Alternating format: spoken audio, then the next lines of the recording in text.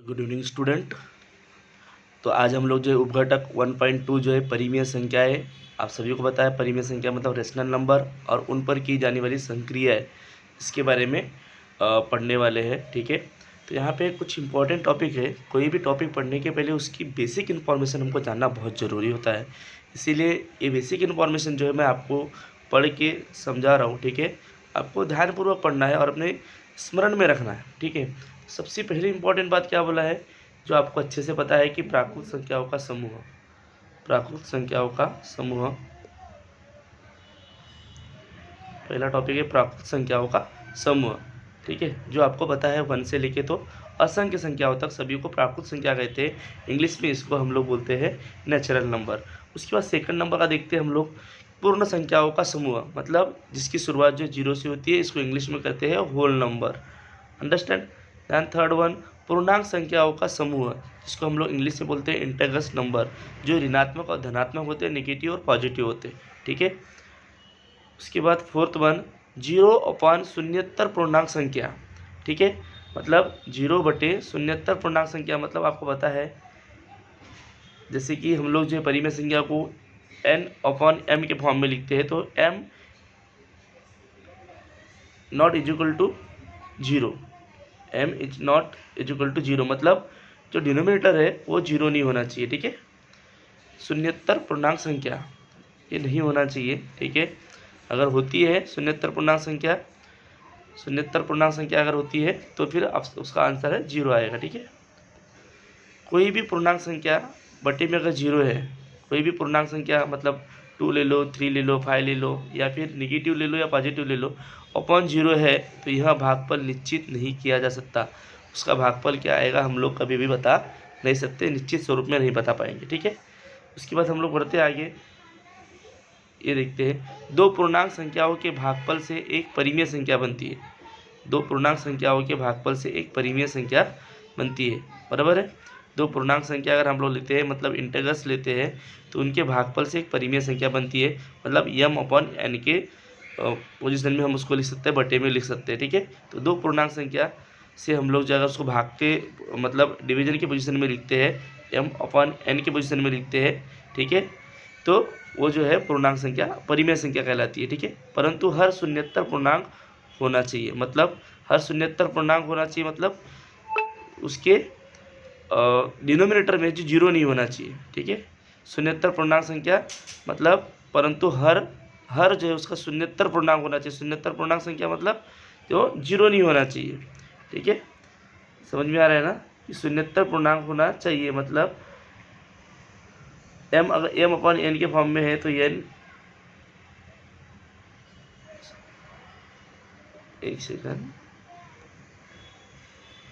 n not is equal to 0 ऐसा होना चाहिए। ठीक है, मतलब उसका जो डिनोमिनेटर है वो कभी भी शून्य नहीं होना चाहिए। अगर ऐसा होता है तो वो परिमेय संख्या नहीं कहलाएगी। ठीक है, उसके बाद आगे बढ़ते हैं, ये वाला टॉपिक चल रहा है सभी पूर्णांक संख्याएं परिमेय संख्याओं के समूह में समाहित होती है। सभी पूर्णांक संख्या मतलब सभी इंटेग्रल्स परिमेय संख्या में उसका समावेश होता है।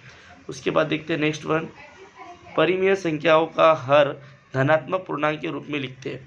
ये हम जानते हैं कि परिमेय संख्या जो है मतलब रेशनल नंबर जो है उसका हर जो है वो धनात्मक पूर्णांक के रूप में लिखते हैं। हमेशा याद रखो, जो परिमेय संख्याओं का जो हर है वो हमेशा हम लोग धनात्मक पूर्णांक के रूप में, परिमेय संख्याओं का हर जो है धनात्मक पूर्णांक के रूप में लिखते हैं। उसके बाद जिन दो परिमेय संख्याओं का योगफल 0 होता है, जिन दो परिमेय संख्याओं का योगफल 0 होता है, उन संख्याओं को योगात्मक प्रतिलोम या विपरीत संख्या कहते हैं। कैसे? जिन दो संख्याओं का योगफल, ऐसी कौन सी दो संख्या है जिनका योगफल 0 होगा, 0 + 0। ठीक है, उन संख्याओं का योगात्मक प्रतिलोम जो है या विपरीत संख्या कहते हैं, जो एक दूसरे के अपोजिट होंगी। मतलब यहाँ पर योगफल बोला गया है, जिन दो परिमेय संख्याओं का योगफल 0 होता है उन संख्याओं का योगात्मक प्रतिलोम जो है या फिर उसको हम लोग बोलते हैं विपरीत संख्या कहते हैं। ठीक है, अब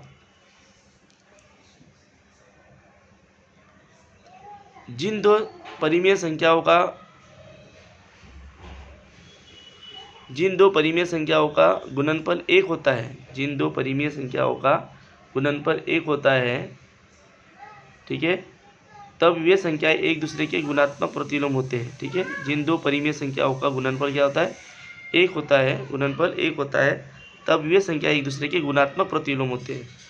जिन दो परिमेय संख्याओं, देखो ये सभी बातें जो है इंपॉर्टेंट बातें हैं, आपको ध्यान में रखना है। एग्जाम्पल्स हम आगे देखने वाले हैं, इसलिए यहाँ मैं आपको समझा नहीं रहा हूँ। ये सिर्फ आपको पढ़ना है, रीडिंग करना है, ताकि जब भी आप एग्जाम्पल सॉल्व करोगे उस समय आपको सब बातें याद आएगी। क्या बोला है कि जिन दो परिमेय संख्याओं का गुणनफल, दो परिमेय संख्या है उनका गुणनफल, ठीक है, एक होता है, तब वे संख्याएं एक दूसरे के गुणात्मक प्रतिलोम होती है। अब गुणात्मक प्रतिलोम मतलब क्या, जिसको इंग्लिश में बोलते हैं मल्टीप्लिकेशन इनवर्स। ठीक है, तो हम लोग आगे देखने वाले एग्जाम्पल जब भी हम करेंगे तो उसमें हम लोग देखने वाले। ठीक है, उसके बाद नेक्स्ट वन देखते हैं, किसी परिमेय संख्या को शून्येतर परिमेय संख्या से भाग देने पर भागफल परिमेय संख्या प्राप्त होता है। ठीक है, किसी परिमेय संख्या है, कोई परिमेय संख्या को शून्येतर परिमेय संख्या से भाग देने पर भागफल परिमेय संख्या ही प्राप्त होता है। क्यों, किसी परिमेय संख्या को शून्येतर परिमेय संख्या से भाग देने पर भागफल परिमेय संख्या ही प्राप्त होता है। जो भी परिमेय संख्या रहेगी वही प्राप्त होगा शून्येतर परिमेय संख्या से अगर आप भाग देते हो तो। ठीक है, अब उसके आगे देखते हैं, किसी भी शून्येतर परिमेय संख्या को, किसी भी शून्येतर परिमेय संख्या को उसी संख्या से भाग देने पर भागफल एक आता है। उसके बाद इम्पोर्टेंट बात है, सबसे बड़ी परिमेय संख्या बताई नहीं जा सकती, क्या है। ठीक है,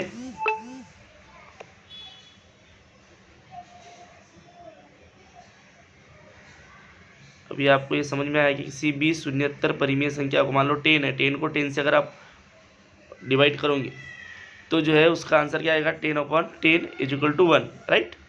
तो उसमें आपको कन्फ्यूज होने की या बहुत ज़्यादा सोचने की ज़रूरत नहीं है कि आपको ऐसा लगेगा कि मैं एक्सप्लेन नहीं कर रहा हूँ। तो मैं आपको बता दे रहा हूँ कि किसी भी शून्येतर परिमेय संख्या को मतलब 10/10 करेंगे तो आंसर उसका जो है 1 आएगा। ठीक है, किसी परिमेय संख्या को शून्येतर परिमेय संख्या से भाग देने पर भागफल परिमेय संख्या प्राप्त होती है। ठीक है, अब उसके बाद सबसे बड़ी परिमेय संख्या बताई नहीं जा सकती, आपको ही पता है, क्योंकि वो निगेटिव और पॉजिटिव दोनों फॉर्म में होती है। ठीक है, और हम लोग बता नहीं सकते कितनी बड़ी परिमेय संख्या सबसे बड़ी कौन सी होंगी। सबसे छोटी परिमेय संख्या बताई नहीं जा सकती, ना छोटी बता सकती है ना बड़ी बता सकते हैं। ठीक है, क्योंकि इंटेग्रल जो है उनका भी समावेश जो है वो परिमेय संख्या और अपरिमेय संख्या में होता है। ठीक है, तो हम लोग बोल नहीं सकते कि सबसे छोटी और सबसे बड़ी संख्या कौन सी होंगी। संख्या रेखा पर कोई भी परिमेय संख्या बाईं तरफ की संख्या से बड़ी और दाईं तरफ की संख्या से छोटी होती है। आप सबको पता है कि संख्या रेखा जो होती है, आपने देखी होगी संख्या रेखा, अगर मैं यहाँ पे ड्रा करूँ, यहाँ पे 0 होता है, इधर -1 होता है, तो इधर 1 होता है।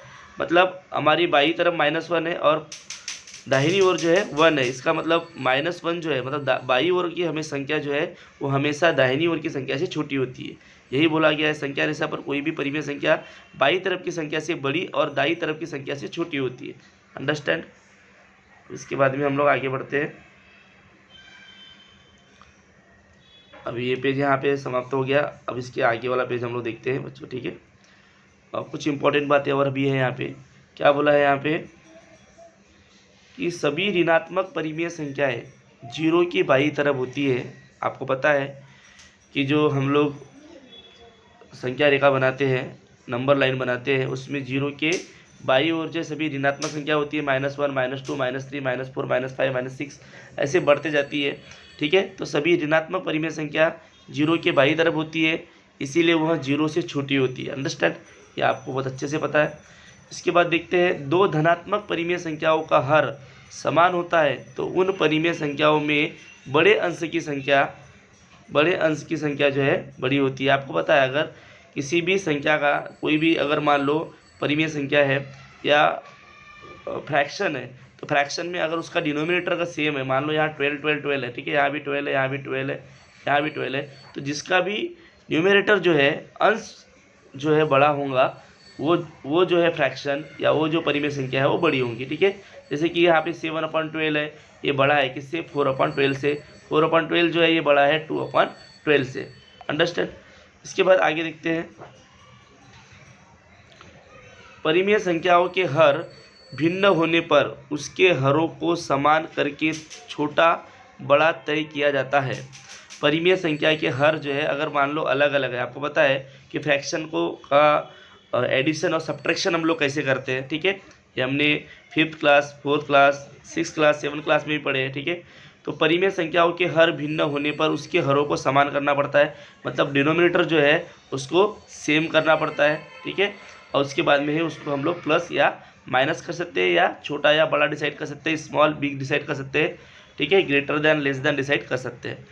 उसके बाद नेक्स्ट वन, किसी परिमेय संख्या में जीरो को जोड़ने अथवा घटाने पर वही परिमेय संख्या आती है, मतलब किसी भी परिमेय संख्या में आप जीरो जोड़ो या घटाओ उससे उसके ऊपर कोई भी फर्क पड़ने वाला नहीं है, परिमेय संख्या वही रहेगी, ठीक है। उसके बाद नेक्स्ट वन, किसी दो परिमेय संख्याओं का योगफल, अंतर, गुणनफल या भागफल परिमेय संख्या होती है, मतलब उससे हमको परिमेय संख्या ही मिलेगी, ठीक है। उसके बाद दो परिमेय संख्याओं के बीच असंख्य परिमेय होती है, आपको पता है, बराबर है। अगर मान लो 1 है और 1000 है, उनके बीच में असंख्य परिमेय संख्या है ना। जैसे -1 है और -2000 है, तो उसके बीच में असंख्य परिमेय संख्या है। इसके बाद ऋणात्मक परिमेय संख्याओं के हर समान होने पर निम्नलिखित प्रकार से असमानता दर्शाई जाती है।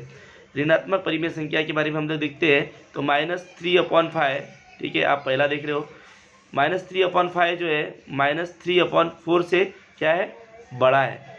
वैसे ही -4/5 जो है ये -8/5 से क्या है, बड़ा है। आपको पता है कि -1 सबसे बड़ी नेगेटिव रेशनल नंबर, सबसे बड़ा नेगेटिव रेशनल नंबर अगर देखा जाए माइनस में तो -1 है, ठीक है। तो इसीलिए -3 जो है वो -4 से बड़ा है और -4 जो है -8 से बड़ा है, ठीक है। इसके बाद हम लोग आगे बढ़ते हैं एग्जाम्पल्स की ओर, जिससे आपको आपकी जितने भी आपके अभी डाउट्स भी होंगे तो यहाँ पे क्लियर होंगे, ठीक है।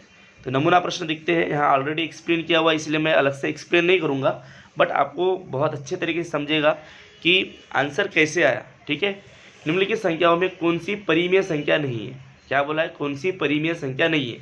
अब आपको पता है, आप अगर परिमेय संख्या पढ़े हो, रेशनल नंबर पढ़े हो, 8th क्लास के पहले चैप्टर में आपने पढ़े हो रेशनल नंबर, तो आपको अच्छे से पता है कि 2/5 ये रेशनल नंबर है, राइट। 3/-7 ये भी रेशनल नंबर है। 4/9 ये भी रेशनल नंबर है। -7/4 आप यहाँ देख रहे हो, ठीक है, ये वाला रो देख रहे हो आप, ये रो में देख रहे हो आप, ठीक है। तो 0/5 ये भी रेशनल नंबर है, ठीक है। -8/7 ये भी रेशनल नंबर है, बट 9/0 ये रेशनल नंबर नहीं है, क्योंकि मैंने आपको बताया था कि m/n के फॉर्म में, अगर हम लोग m/n की फॉर्म लेते हैं, ठीक है, ऐसा अगर हम लेते हैं m/n, तो n जो है नॉट इज इक्वल टू 0, ये कभी भी 0 नहीं होना चाहिए। अगर ऐसा होता है तो वो परिमेय संख्या नहीं है। इसका मतलब यहाँ पे आपके कंसेप्ट क्लियर होना चाहिए, ठीक है। यहाँ पे m मैं थोड़ा प्रॉपर नहीं निकाल पाया, आप m/n not is equal to 0, ठीक है। अगर m/n के फॉर्म में हम लोग परिमेय संख्या को लिखते हैं, रेशनल नंबर को लिखते हैं, तो n जो है कभी भी 0 नहीं होना चाहिए, जो कि यहाँ पे 9/0 है, मतलब 9/0, उसके बाद है 1/5, तो 1/5 ऑलरेडी जो है रेशनल नंबर है, तो 9/0 जो है 9/0 जो है वो जो है रेशनल नंबर नहीं है, वो जो है रेशनल नंबर नहीं है, वो परिमेय संख्या नहीं है, ठीक है। तो इसमें हम लोगों ने नियम पढ़ी थी कि दो पूर्णांक संख्याओं के भागफल से परिमेय संख्या प्राप्त होती है। दो पूर्णांक संख्याओं के भागफल से परिमेय संख्या प्राप्त होती है। दो पूर्णांक मतलब इंटेजर्स संख्याओं के भागफल से, ठीक है, परिमेय संख्या प्राप्त होती है, लेकिन हर शून्यतर पूर्णांक संख्या नहीं होनी चाहिए। शून्यतर पूर्णांक संख्या मतलब हर में 0 नहीं होना चाहिए, जो कि 9/0 में हर में 0 है, मतलब डिनोमिनेटर में 0 है, और इसीलिए 9/0 जो है यहाँ परिमेय संख्या नहीं है, ठीक है। मुझे विश्वास है कि आपको ये समझ में आया होगा। दैन सेकंड क्वेश्चन देखते हैं, -25/62 इंटू मल्टीप्लाई 93/-75, ठीक है। तो यहाँ पर हम लोग बड़ी आसानी से इसको क्या एक्चुअली ऑप्शन की ओर पहले देखना है आपको, ठीक है। अगर आप क्वेश्चंस देखोगे और सॉल्व करने जाओगे तो आपको समय बहुत लगेगा। सबसे पहले आपको ऑप्शन देखना है, तो ऑप्शन में क्या दिया पता है क्या? ऑप्शन में हमको उसके छोटा फॉर्म करके दिया हुआ है 1/2, -1/2, -1/2 और 0। ठीक है, तो हम लोग इसको सरल करेंगे। क्या करना पड़ेगा? इसको थोड़ा सा आसान करना पड़ेगा। आपको पता है कि मल्टीप्लिकेशन में जो है हम लोग क्या करते हैं, क्रॉस मल्टीप्लिकेशन करते हैं। तो -25 पंजा 3 आ जाएगा। ठीक है, राइट। 1/62। अब 62 भी कटेगा, देखो कैसे कटता है। कट रहा है क्या? नहीं कट रहा है। तो यहाँ पे क्या हो जाएगा, अगर आप 93 आ जाएगा। 93 अपॉन हम लोग क्या ले लेंगे अभी, 3 × 62 कितना हो जाएगा? 3 × 62 2, उसके बाद 122। ऊपर देखिए उदाहरण में तिर्यक भाग देकर अंश तथा हर को संक्षिप्त रूप दे। अगर आप इसको संक्षिप्त रूप देते हो तो 93 अगर इसको एक 93 और 93 2 जा 122 होता है। ठीक है,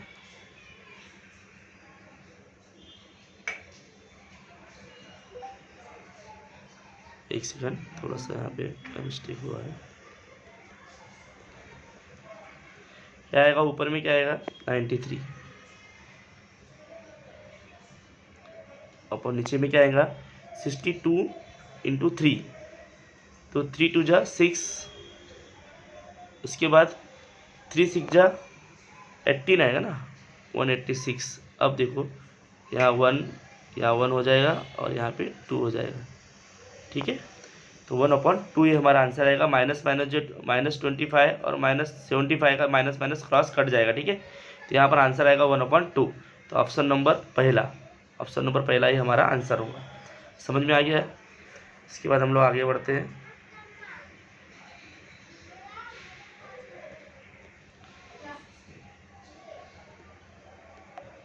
इसके बाद आगे और एग्जाम्पल समझते हैं। ठीक है, देखो यहाँ पे क्वेश्चन नंबर 3 जो है, इसमें क्या दिया है? 148/138 डिवाइड बाय 120/184। अगर इसको आपको अगर डिवाइड करना नहीं है, अगर इसको मल्टीप्लिकेशन में करना है तो क्या करना पड़ेगा? ये जो है सेकंड वाला जो है, हम इसको अगर मल्टीप्लाई में हमको उसको कन्वर्ट करना है, भाग या प्रतिलोम का गुणनफल होता है। ठीक है, तो हम लोग क्या करेंगे, 184 को ऊपर लेंगे और 120 को नीचे लेंगे। ठीक है, जैसे कि यहाँ पे किया हुआ है 148/138। और अभी इसको ये जो है डिवाइड है ना, अभी इसको मल्टीप्लिकेशन में कन्वर्ट करना है, तो जिससे हमको सिर्फ सामने की प्रोसेस करना आसान हो जाएगा। तो 184 को हम ऊपर लेके जाएंगे और 120 को अगर नीचे लेके आते हैं तो यहाँ पे जो है मल्टीप्लिकेशन करना पड़ेगा हमको। ठीक है, तो वैसा ही किया गया, 184 को ऊपर लेके गए हैं, 120 को नीचे लाए। अभी आप सबको पता है कि इसकी भी यूनिट के प्लेस पे 4 है और इधर 0 है, इसका मतलब इसको 2 के डिविजिबिलिटी में आता है। ठीक है, तो उसमें 120 का हाफ जो है ये 60 हो जाएगा। ठीक है, उसके बाद उसका हाफ जो है 30 हो गया। तो ऐसे हम लोग जो है क्रॉस काट सकते हैं। जैसे कि 148 जो है क्रॉस मल्टीप्लिकेशन होता है ना मल्टीप्लाई में, बराबर है। 148 का हाफ जो है 74 हो गया।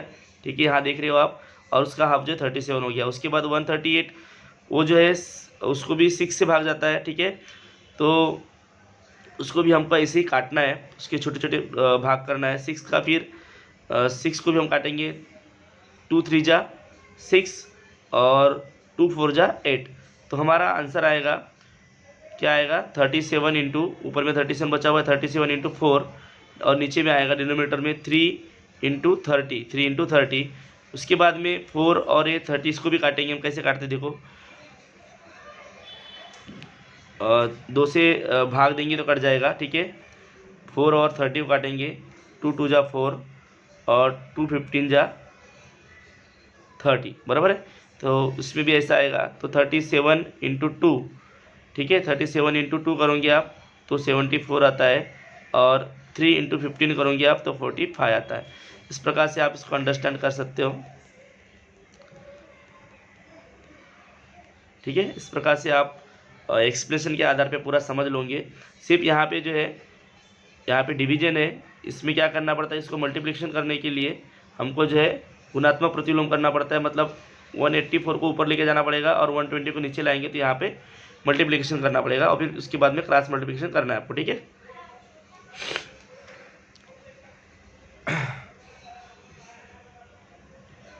सभी को काट दोगे आप तो बड़ा आसान हो जाएगा आपको, क्योंकि आपको अपने जो ऑप्शन पे जो दिया हुआ है उसी के आधार पे सॉल्व करना है, उसको ध्यान में रख के ही उस क्वेश्चन को सॉल्व करना है। ये बहुत ज़्यादा इंपॉर्टेंट बात है।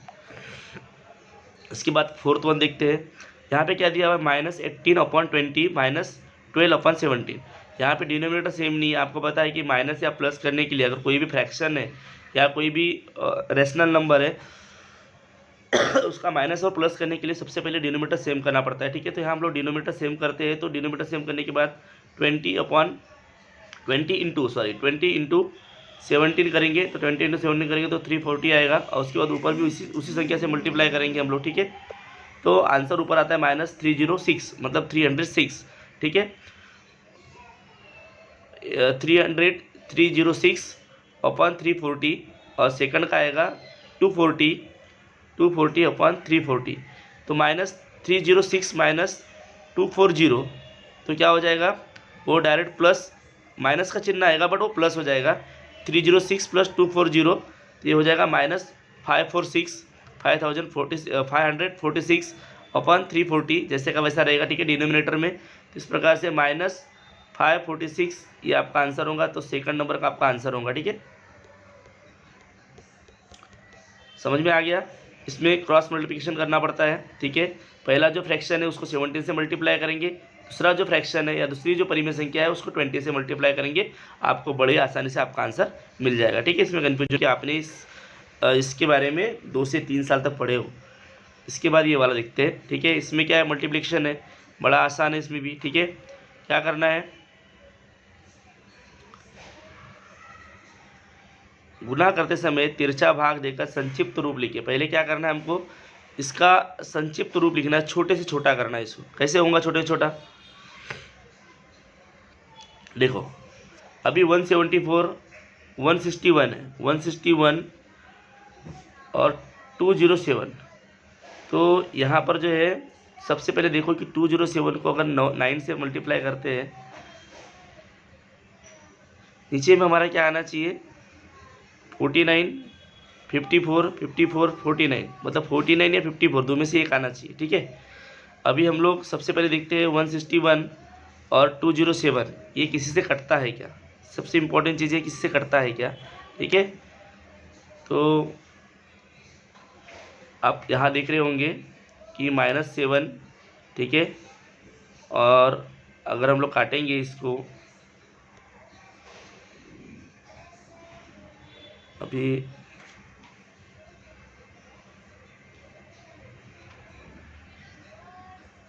हम कैलकुलेटर के माध्यम से भी देख लेते हैं।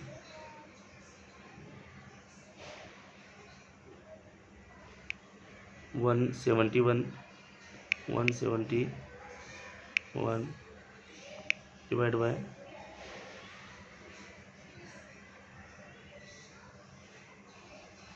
7।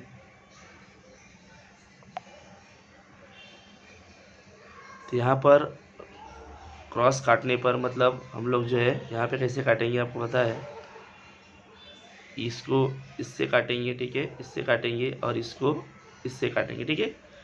क्रॉस में काटना होता है, ठीक है। तो अगर आप क्रॉस में काटते हो, अभी यहाँ पे मैं एक्सप्लेन नहीं करूँगा क्योंकि यहाँ एक्सप्लेन किया हुआ है ऑलरेडी, ठीक है। तो आपको देख रहा है कि सभी को डिविजिबिलिटी को ध्यान में रखते हुए कि किस संख्या को किस संख्या से भाग जा सकता है, इसको विशेष करके ध्यान रखना है आपको, ठीक है। तो 174 में 6 से भाग जाता है, तो 6 से अगर उसको हम लोग काटते हैं तो कितने बार में कटेगा, वो तो 174/6 करना पड़ेगा आपको, ठीक है। तो अगर आप ऐसा करते हो 1/174 को पहले उसको छोटा फॉर्म आपको देखना पड़ेगा किस किस संख्या से भाग जाता है। तो इसके लिए आपको थोड़ा ट्राई करना पड़ेगा रफ कॉपी में, ठीक है। अपने रफ जो आपका पेपर में जगह होती है लास्ट में, वहाँ पे आपको प्रैक्टिस से आएगा। तो -7/6 आता है और -7/9 आता है। ये इसका मतलब हम बोलेंगे शॉर्ट फॉर्म है। तो -7 × -7 हो गया, तो क्या हो जाएगा माइनस माइनस प्लस हो जाएगा, अगर उसको माइनस मल्टीप्लाई माइनस आता है तो प्लस हो जाता है। 7 7 49, ठीक है। 7 इंटू 7 7 7 जा 49 हो जाएगा, और 6 9 54 54। तो आपका आंसर आएगा सेकंड नंबर, ठीक है। तो अभी उसको कैसे छोटा करना है, ठीक है, वो आप पे डिपेंड करता है। बट आपको इतना बता दिया मैंने कि आपको काटना कैसे है, ठीक है। आपको काटना कैसे है, इसमें क्रॉस मल्टीप्लिकेशन करना, मतलब क्रॉस काटना होता है, क्रॉस काटना होता है, इसको इससे और इसको इससे, इस प्रकार से काटना होता है। इस बेस पे आप काट सकते हो, ठीक है। इसके बाद में मैं आपको आगे के क्वेश्चन और भी डिटेल समझा दूंगा मैं इसको। इसके बाद क्वेश्चन नंबर 6 देखते हैं। निम्नलिखित में से सबसे छोटी परिमेय संख्या कौन सी है, बताइए। 9/4 -7/3 10/2 1/3 और 0/5। तो जो माइनस के फॉर्म में लिखी हुई -7/3, ये सबसे छोटी क्या है, परिमेय संख्या है, मतलब रेशनल नंबर है, ठीक है। अगर वो माइनस के फॉर्म में, बाकी सब पॉजिटिव के फॉर्म में है, ठीक है, धनात्मक है, और जो ऋणात्मक है वो सबसे छोटा होता है, वो 0 से भी छोटा होता है। तो पर्याय क्रमांक जो है दूसरा, ये आपका आंसर होना चाहिए, ठीक है। इसमें ज़्यादा आपको समय नहीं लगेगा, ऐसे क्वेश्चंस आप बहुत जल्दी उसको सॉल्व कर सकते हो, जिसमें आपका बिल्कुल भी समय नहीं जाएगा। अब ये छोटा क्वेश्चन है, हमको बड़ा आसान जाएगा इसमें। 3/5 + 8/11, यहाँ पर भी जो है डिनोमिनेटर सेम नहीं है, पर हम लोग डिनोमिनेटर सेम कर सकते हैं, ठीक है। बड़ा आसान है, आप भी कर सकते हो। देखो यहाँ पर किया हुआ है ऑलरेडी, हाँ। 5 × 11 ऊपर में भी 3 × 11 और यहाँ 8 × 5, ठीक है। सेम करना पड़ता है, ये आप बहुत 2-3 सालों से पढ़ रहे हो आप, ठीक है, इसके बारे में।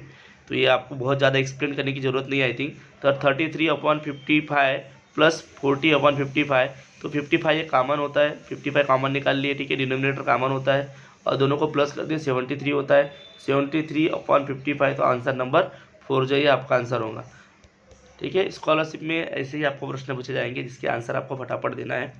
इसके बाद 9th नंबर का क्वेश्चन देखते हैं। 6/2 9/3 12/4 और 1/3, इन सभी परिमेय संख्याओं का गुणात्मक प्रतिलोम। मैंने आपको बताया कि गुणात्मक प्रतिलोम का मतलब क्या होता है।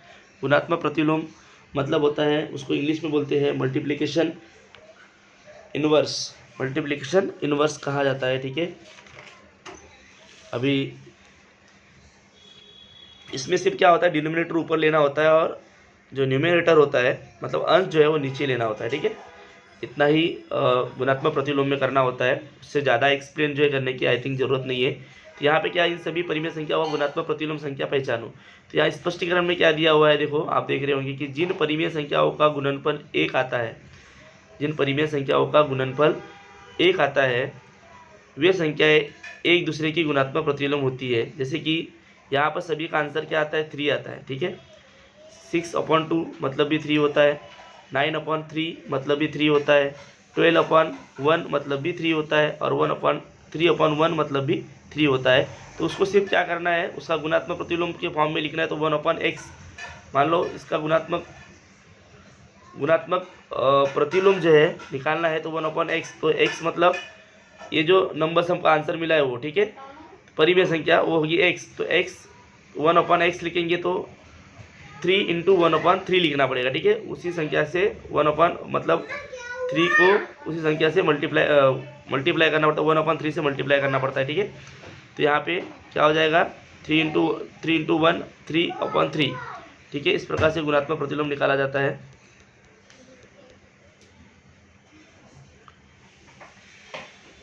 जिस परिमेय संख्या का गुणनफल 1 आता है, वे संख्याएं एक दूसरे की गुणात्मक प्रतिलोम होती है, ठीक है। तो जो भी आंसर आया 3 आया आंसर, तो उसका गुणात्मक प्रतिलोम निकालना है, तो क्या करना पड़ेगा, उसी संख्या मतलब 1/3 से ही उसको मल्टीप्लाई करना पड़ेगा।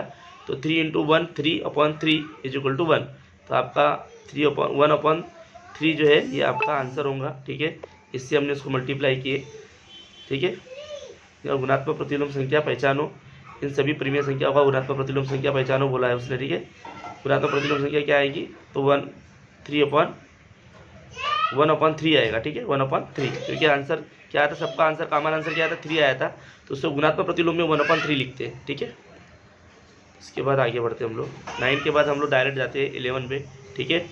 तो मैंने ये जो 11 नंबर का जो क्वेश्चन है, 112 अपॉन 120, 112 अपॉन 120 प्लस 105 अपॉन 130। इसको मैंने एक्सप्लेन किया हूँ, ठीक है। आपको मैं एक्सप्लेन जहाँ किया वो समझा दे रहा हूँ। मैंने यहाँ पे एक्सप्लेन किया हूँ, नहीं सॉरी, इसको एक्सप्लेन नहीं किया हूँ। स्वाध्याय का जो 11 नंबर क्वेश्चन है उसको मैंने एक्सप्लेन किया था।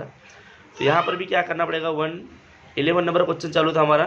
तो यहाँ पे देख रहे होंगे आप कि इसमें भी डिनोमिनेटर सेम नहीं है और प्लस करना है, तो आपको पता है क्या फार्मूला है उसका, ठीक है।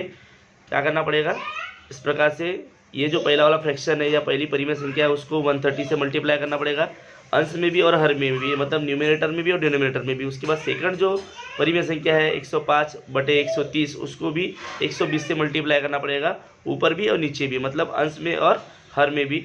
उसके बाद जो भी आपका आंसर आएगा, तो ये आंसर आ रहा है, ठीक है, आपका आंसर ये आ रहा है। इस प्रकार से आपको आंसर डिसाइड करना है, ठीक है। तो second one is your answer, आपका सेकंड ये आंसर रहेगा, ठीक है। क्योंकि ऊपर में माइनस में है, इसी वजह से यहाँ पे माइनस का चिन्ह आएगा। इसके बाद हम लोग देखते हैं 13, क्वेश्चन नंबर 13 भी देख लो आप, ठीक है। इसमें क्या है, डिवीजन है। तो डिवीजन है तो आपको पता है कि उसको मल्टीप्लिकेशन में अगर करना है हमको, क्योंकि हम लोग डिवीजन नहीं कर पाएंगे, ठीक है। डिवीजन करने से उसको हम लोग गुणात्मक प्रतिलोम को भागफल कहते हैं, ठीक है। तो गुणात्मक प्रतिलोम में उसको हम लोग क्या करेंगे, कन्वर्ट करेंगे। तो क्या हो जाएगा, 301 जो है, मतलब ये संख्या पहली संख्या जैसे कि वैसी रहेंगी। इसमें क्या करेंगे, 301 को ऊपर लेके जाएंगे और -105 जो है नीचे आ जाएगा, ठीक है। तो इसके आधार पे आप आंसर निकाल सकते हो, ठीक है। ये क्रॉस काटना पड़ता है, -7 आ जाएगा यहाँ पे, इधर काटोगे तो -9 आएगा, ठीक है, इस प्रकार से। और इसको काटोगे तो यहाँ पे आएगा 5 और इसको काटोगे तो आएगा यहाँ पे 7। अभी 301 को अगर आपको पता 7 को किस संख्या से मल्टीप्लाई करेंगे तो 301 आएगा। अगर वो आपको दिखना है तो 301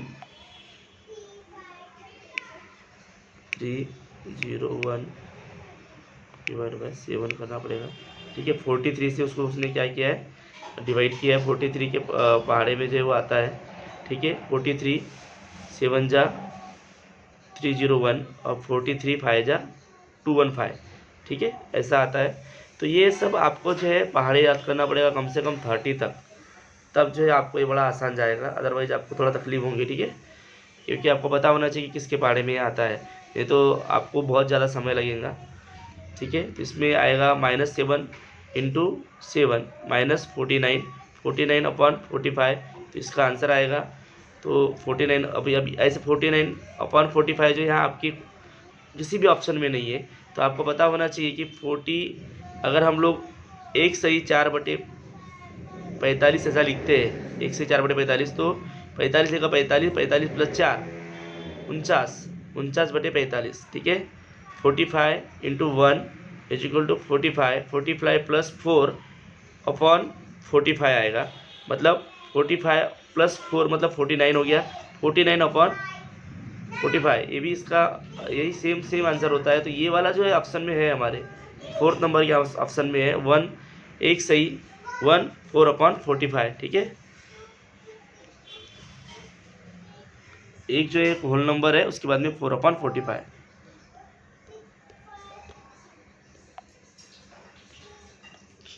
इसके बाद हम लोग 17 देख लेते हैं, बहुत ही स्पीडली जाएंगे हम लोग, ठीक है। -145/157 -135 -123, यहाँ माइनस है। आपको पता है कि इसमें भी क्या करना पड़ता है, पहला जो फ्रैक्शन है, पहली जो परिमेय संख्या है उसको -123 से मल्टीप्लाई करेंगे, ठीक है। और उसके बाद हम लोग जो दूसरा जो फ्रैक्शन है उसको जो है 157 से मल्टीप्लाई करेंगे। तो इस प्रकार से हमारा आंसर ये आता है 3360/19,311। तो ये आपका आंसर आ जाएगा 4th वन, ठीक है। ये आपको प्रैक्टिस करना है इसको बहुत ज़्यादा एक्सप्लेन करूँगा तो बहुत ज़्यादा समय जाएगा, ठीक है। उसके बाद यहाँ पे देखो 18 जो क्वेश्चन से बहुत ही इंपॉर्टेंट है। 15/35 संख्या में गुणात्मक प्रतिलोम को मतलब 15/34 का क्या हो जाएगा, 34 अपॉन 15 हो जाएगा, उल्टा हो जाएगा, ठीक है। हाँ, गुणात्मक प्रतिलोम क्या हो जाएगा, देखो यहाँ पे दिया हुआ है। उसके बाद को 10/51 संख्या के गुणात्मक प्रतिलोम से, मतलब ये भी उल्टा हो जाएगा, ठीक है। क्या हो जाएगा इसमें, 51/10 हो जाएगा। गुणात्मक प्रतिलोम में क्या करना पड़ता है, डिनोमिनेटर को ऊपर लेके जाना पड़ता है और न्यूमरेटर जो है वो नीचे लाना पड़ता है, मतलब हर को जो ऊपर लेके जाओ और अंश को नीचे लेके आओ। के गुना करने पर प्राप्त संख्या का गुणनफल प्रतिलोम कितना होगा, तो अभी 34/15 और मल्टीप्लाई 51/10 को हम लोग मल्टीप्लाई करते हैं, ठीक है। सबसे पहले तो आपको पता है यहाँ पे बड़ा ही आसान है, 34 × 51 करेंगे और 15 × 10 करेंगे तो 1734 आ रहा है, 1734 और अपॉन में आ रहा है 150, ठीक है। तो इसको हम लोग गुणात्मक प्रतिलोम बोला है तो इसको उल्टा कर देंगे, 150/1734, तो ये आपका आंसर रहेगा। तो ये कौन सा है, क्वेश्चन नंबर अपना आपका जो है ऑप्शन नंबर 3 आएगा, ठीक है।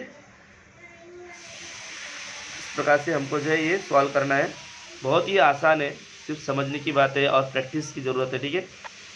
अब इसके बाद स्वाध्याय देखते हैं, बहुत ही आसान है स्वाध्याय, हम लोग फटाफट आपको एक्सप्लेन कर देता हूँ। स्वाध्याय 1.2, निम्नलिखित संख्याओं में से कौन सी संख्या परिमेय संख्या नहीं है। आपको पता है पहली जो संख्या है, मैंने पहले ही बोला था कि डिनोमिनेटर में कभी भी जीरो नहीं होना चाहिए, अगर जीरो है इसका मतलब वो परिमेय संख्या नहीं है, तो पहला ही जो है आपका आंसर आएगा, ठीक है।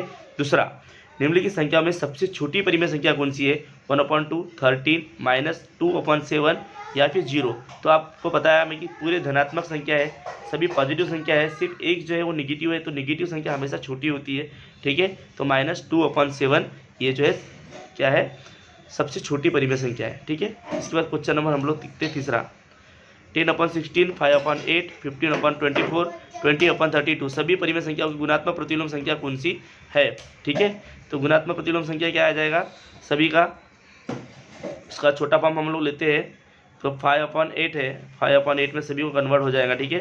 तो 8/5 हो जाएगा, उल्टा कर दो 8/5। देखो आप इसको सबको काटोगे, अगर मान लो इसको भी यहाँ पे 5 बटे यहाँ भी 8 हो जाएगा, ठीक है। 2 से मल्टीप्लाई, 2 से उसको अगर डिवाइड करोगे तो इसको भी अगर आप 2 से डिवाइड करोगे,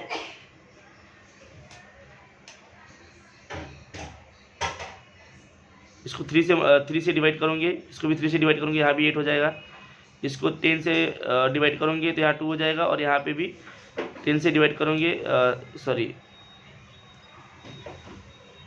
4 से डिवाइड करोगे तो ये भी आपका छोटा 8 हो जाएगा। मतलब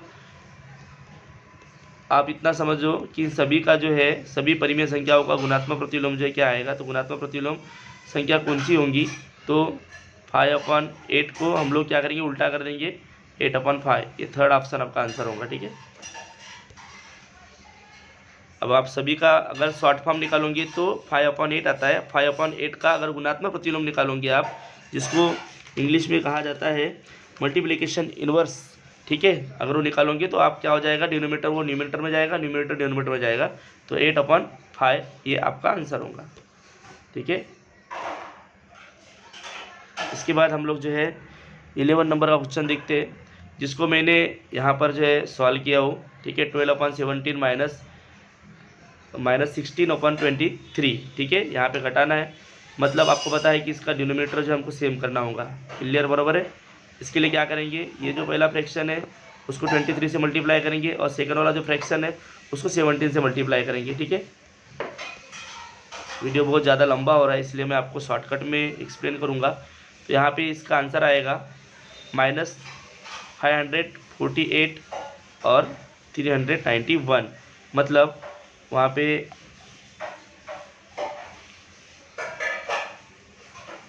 आंसर क्या आएगा, 500 - 548 391, ये आपका थर्ड नंबर का आंसर आएगा, ठीक है। इसमें आप वहाँ से अच्छे से देख लो कैसे एक्सप्लेन किया हो मैंने, आप उसको अच्छे से समझ लो, और आपको वो आता है कैसे उसको जो है उसमें डिनोमिनेटर सेम किया जाता है, और उसके बाद उसको कैसे हम लोग माइनस करते हैं, ठीक है। वैसे ये 12 भी है, 12 भी मैंने आपको यहाँ पे एक्सप्लेन करके दिया हूँ, ठीक है। अब यहाँ से बड़े आसानी से समझ सकते हो। 12 भी सेम ऐसे ही है, पहला वाला जो फ्रैक्शन है, पहले वाले फ्रैक्शन में आपको जो है 165 से मल्टीप्लाई करना पड़ेगा, ठीक है, न्यूमरेटर और डिनोमिनेटर दोनों में। वैसे सेम सेकंड वाला जो रेशनल नंबर है उसमें भी आपको 145 से मल्टीप्लाई करना पड़ेगा, तो आपका आंसर आएगा ये -4440 और इधर आएगा 23,925। ठीक है। इसके बाद 13 भी आपको मैंने एक्सप्लेन करके दिया हो, देखो यहाँ पे 13 भी एक्सप्लेन किया हुआ है। 13 जो है इसमें हमको क्या करना है, आपको पता है कि यहाँ पे गुना करना है। गुना करना है इसका मतलब 138 इंटू 135 और 147 इंटू 158। ठीक है, इस प्रकार से करना है, तो बड़ा ही आसान है। ठीक है, 138 इंटू 135, इसके बाद इसको गुना करने के बाद ये आंसर आता है अपना। ठीक है, हमारा ये आंसर आएगा। और इसको उसके बाद इसको शॉर्ट फॉर्म 6 से भाग देने पर, दोनों को 6 से अगर हम भाग देते हैं, क्योंकि यहाँ ऊपर 0 है यहाँ पे 6 है, दोनों भी 6 के डिविजिबिलिटी जो है उसमें बैठते हैं, दोनों को 6 से भाग जाता है, इसलिए दोनों को 6 से भाग दिया मैंने। तो यहाँ पे मेरा आंसर ये आया, और जो हमारे चारों ऑप्शन में से एक ऑप्शन है। ठीक है, उसके बाद हम लोग जो है 14 वाला भी यही समझ लेते हैं। आप देख रहे होंगे कि इसके बाद लास्ट है जो मैंने आपको बताया,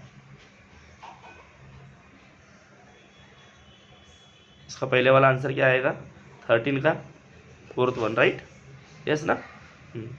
उसके बाद 14 देखो, 14 में क्या बोला है, 12/17 संख्या को 23/35 के गुणात्मक प्रतिलोम से, मतलब 12/17 जैसे का वैसा ही रहेगा, उसको 23/35 के गुणात्मक प्रतिलोम से, मतलब 35/23 हो जाएगा वो। ठीक है, गुना प्रतिलोम से गुना करने पर प्राप्त संख्या का गुणात्मक प्रतिलोम कौन सा संख्या होंगी। जो भी प्राप्त संख्या आएगी, जो भी आपका नया जो आपके पास परिमेय संख्या जो आएगी, रेशनल नंबर जो आएगा, फ्रैक्शन जो आएगा, उसका गुणात्मक प्रतिलोम क्या होगा, ये पूछा गया है यहाँ पे। ठीक है, तो बड़ा आसान है, मैंने यहाँ पे सॉल्व किया हो। देखो 12/17 ही रहेगा, मल्टीप्लाई करना है। ठीक है, 35/23, इसको गुणात्मक, ये 23/35 का गुणात्मक प्रतिलोम है। ठीक है, मैं आपको बता देता हूँ, हम लोग ये अभी हम लोग जो है यहाँ पे 14 नंबर पे है। ठीक है, तो 23/35 का गुणात्मक प्रतिलोम क्या आएगा, 35/23। ठीक है, अभी इसको हम लोग, तो हमारा आंसर क्या आता है, 12 इंटू 35 हो जाएगा और 17/23 हो जाएगा। ठीक है, तो 420 मतलब 420/391 आ रहा है। ठीक है, ये हमारा आंसर है। अब इसमें क्या बोला है कि 420 जो हमको संख्या प्राप्त होंगी, जो भी परिमेय संख्या हमको प्राप्त होंगी 420/391, ठीक है, का गुणात्मक प्रतिलोम क्या होगा, 391/420। अभी मल्टीप्लिकेशन इनवर्स इसे गुणात्मक प्रतिलोम कहा जाता है। अभी आपको गुणात्मक प्रतिलोम इसका मीनिंग 100% समझ में आया होगा कि कैसे उसको गुणात्मक प्रतिलोम में कन्वर्ट करते हैं। ठीक है, सिर्फ डिनोमिनेटर को ऊपर लेके जाना होता है।